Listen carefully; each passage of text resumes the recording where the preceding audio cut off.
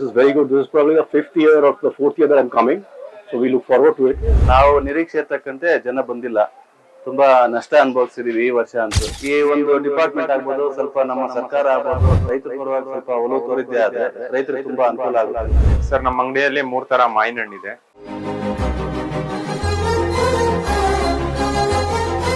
ಗ್ರಾಹಕರು ಹೋದ್ ವಾರಕ್ಕೆ ಹೋಲಿಸಿದ್ರೆ ಈ ವಾರ ಕಡಿಮೆ ಸರ್. ಅಂದ್ರೆ ಎಲ್ಲೂ ಅಡ್ವರ್ಟೈಸ್ಮೆಂಟ್ ಆಗಿಲ್ಲ, ಮತ್ತೆ ಗ್ರಾಹಕರಿಗೆ ತಲುಪ್ತಾ ಇಲ್ಲ ಸರಿಯಾಗಿ. It's totally organic and very tasty. ನನ್ನ ಹೆಸರು ಮಧು ಸರ್. ಸರ್, ಎಲ್ಲಿಂದ ಸರ್ ಕುಣಿಗಲಿಂದ ಬರ್ತಾ ಇರೋದು. ಪ್ರಕೃತಿ ಆರ್ಗ್ಯಾನಿಕ್ ತೋಟ. ಹಾ.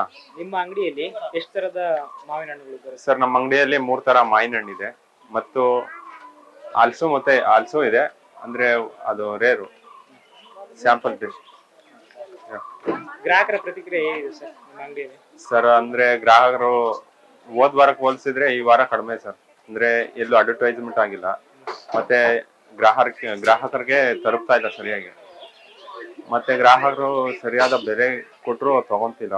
ಗ್ರಾಹಕರಿಗೆ ಮಾಹಿತಿ ಕೊರತೆ ಇದೆ ಅಂತ ಹೇಳ್ತೀವಿ. ಹಾ, ಹೌದು. ನಿಮ್ಮ ಅಂಗಡಿಯಲ್ಲಿ ಜಾಸ್ತಿ ಸೇಲ್ ಆಗೋಂತ ಮಾವಿನ ಹಣ್ಣು ಯಾವುದು ಸರ್? ನಮ್ಮ ಅಂಗಡಿಲಿ ನಾವು ಜಾಸ್ತಿ ಸೇಲ್ ಮಾಡ್ತಾ ಇರೋದೇ ತೋತಾಪುರಿ ಸರ್. ಅದರಿಂದ ತೋತಾಪುರಿನೇ ಜಾಸ್ತಿ ಸೇಲ್ ಮಾಡ್ತಿರೋದು. ನೆಕ್ಸ್ಟ್ ವಾರ ನಾವು ಮಲ್ಲಿಕಾ ಮತ್ತೆ ದಶರಿ ತರಬೇಕು.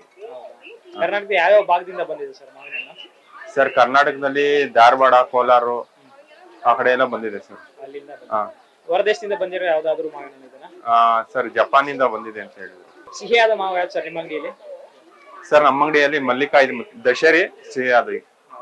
ಜಾಸ್ತಿ ಸೆಲ್ಲಿಂಗ್ ಇದೆ ಅದು? ಹಾ ಸರ್, ಜಾಸ್ತಿ ಸೆಲ್ಲಿಂಗ್ ಇರೋದು ತೋತಾಪುರಿ ಇದೆ ಸರ್. ಹಾ. ಬೆಲೆ ಎಷ್ಟು ಸರ್ ಅದು ಕೆಜಿಗೆ?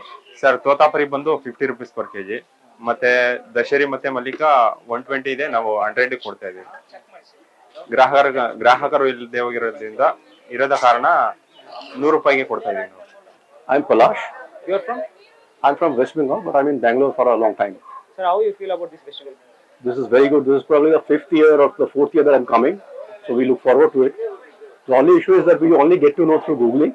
But I would really love if people like you can tell in the media that, this is happening from this date to this date. There are a lot of, very good varieties of mangoes and jackfruit.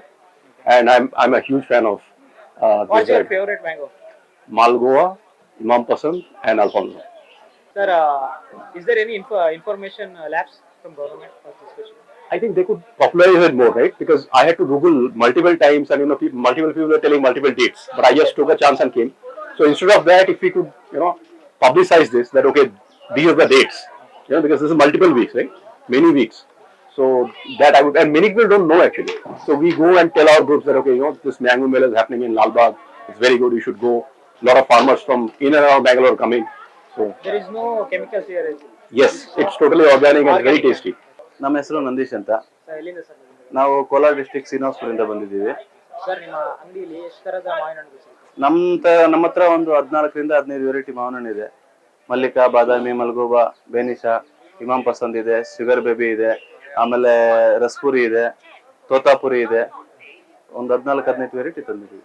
ಯಾವ ಪ್ರದೇಶದಿಂದ ಬಂದಿದೆ sir? ಕರ್ನಾಟಕದ ಬೇರೆ ಬೇರೆ ಪ್ರದೇಶದಿಂದ ಬಂದಿದೆನಾ ಅಥವಾ ಹೊರದೇಶದಿಂದ ಏನಾದ್ರು? ಇಲ್ಲ, ಎಲ್ಲ ಕರ್ನಾಟಕದೇ ಬಂದಿದೆ. ಬಟ್ 1-2 ತಳಿ ಮಾತ್ರ ಬೇರೆ ದೇಶದ ಬಂದಿತ್ತು, ಖಾಲಿ ಆಗಿದೆ. ಅದು ಮಿಯಾಜಾಕಿ ಅಂತ ಬಂದಿತ್ತು, ಮಾಯಾ ಅಂತ ಬಂದಿತ್ತು. ತುಂಬಾ ಡಿಮ್ಯಾಂಡ್ ಇತ್ತು, ಅದು ಹೋಯ್ತು. ಬಟ್ ನಾವು ನಿರೀಕ್ಷೆ ತಕ್ಕಂತೆ ಜನ ಬಂದಿಲ್ಲ. ತುಂಬಾ ನಷ್ಟ ಅನುಭವಿಸಿದೀವಿ ಈ ವರ್ಷ ಅಂತೂ. ಸರ್, ಜನಗಳಿಗೆ ಮಾಹಿತಿ ಕೊರತೆ ಇದೆ? ಹೌದು, ತುಂಬಾ ಮಾಹಿತಿ ಕೊರತೆ ಇದೆ.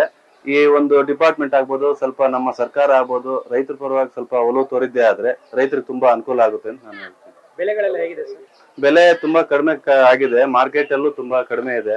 ವ್ಯಾಪಾರಸ್ಥರು ಬರ್ತಿಲ್ಲ. ನಾವು ನಿರೀಕ್ಷೆ ಏನ್ ಮಾಡಿದ್ವಿ ಆ ರೀತಿ ತಕ್ಕನಾಗಿ ನಮ್ಗೆ ಬೆಲೆ ಸಿಗ್ತಿಲ್ಲ. ಹಂಗಾಗಿ ಮೊನ್ನೆ 3ನೇ ತಾರೀಕು ನಾವು ಸ್ಟ್ರೈಕ್ ಸಹ ಮಾಡಿದೀವಿ. 9ನೇ ತಾರೀಕು ತನಕ ಸರ್ಕಾರಕ್ಕೆ ಒಂದು ಗಡುವನ್ನು ಕೊಟ್ಟಿದೀವಿ, ನಿಲುವು. 9ನೇ ತಾರೀಕು ಒಳಗಡೆ ನಮ್ಗೆ ಬೆಂಬಲ ಬೆಲೆ ಏನಾದ್ರು ಘೋಷಣೆ ಮಾಡ್ಲಿಲ್ಲ ಅಂದ್ರೆ ಜಿಲ್ಲೆಯಾದಂತೆ ನಾವು ಬಂದ್ಗೆ ಕರೆ ಕೊಡಲಾಗಿದೆ ಅಂತ ನಾವೆಲ್ಲ ಸಂಘಟನೆ ಮಾಡಿದ್ವಿ. ಗ್ರಾಹಕರ ಪ್ರತಿಕ್ರಿಯೆ ಹೇಗಿದೆ ಸರ್? ಗ್ರಾಹಕರು ಬರ್ತಾ ಇದಾರೆ, ಬಟ್ ನಮ್ ನಿರೀಕ್ಷೆಗೆ ತಕ್ಕನಾಗಿ ಇಲ್ಲ. ತುಂಬಾ ಕಡಿಮೆ ಇದೆ. ನಮ್ಮ ಬೆಲೆ ಏನ್ ನಿಗದಿ ಮಾಡಿದ್ದಾರೆ ಡಿಪಾರ್ಟ್ಮೆಂಟ್ ಕಡೆಯಿಂದ, ಅದಕ್ಕಿಂತ ನಾವು ಕಡಿಮೆ ಕೊಟ್ರು ನಮ್ಗೇನು ವರ್ಕೌಟ್ ಆಗ್ತಿಲ್ಲ. ಬಟ್ ನಾವು ಈ ಸಲ ಭಾರಿ ನಷ್ಟ ಅನುಭವಿಸ್ತಾ ಇದೀವಿ.